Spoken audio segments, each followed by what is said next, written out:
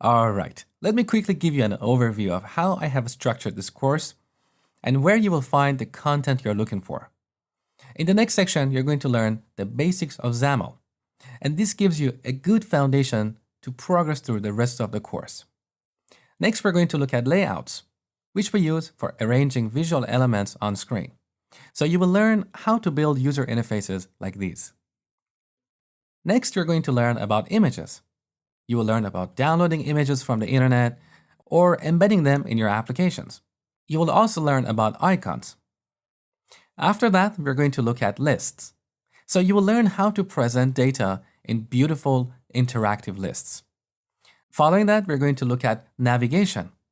You will learn how to navigate users from one page to another, how to implement master detail, how to implement tabs, how to display pop-ups, and so on. Next, you're going to learn how to accept input from the user, and this will help you build forms and setting pages. But we are not going to talk about saving or loading settings in this section. That's the topic for the following section. So in data access section, you will learn various ways you can store application data. You will learn about application properties. You will learn about file system.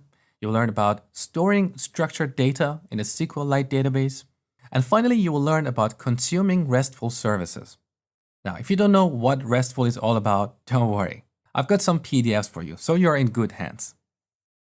Next, we're going to look at MVVM architectural pattern. I will explain what MVVM is, when you should use it and why, and how to implement it. But briefly, we use MVVM for decoupling our application from a presentation framework like Xamarin. And we do this for testability.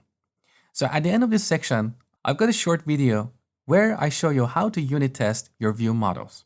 More on this later. And finally, in the last section, we're going to look at some more practices and features that are useful in building larger complex applications.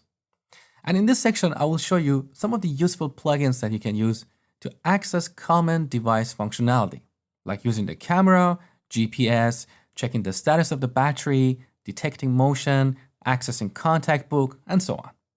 So there is a lot to cover over the next 7 hours, and I hope by the end of watching this course, you will have a very solid foundation to build cross-platform mobile apps using Xamarin Forms.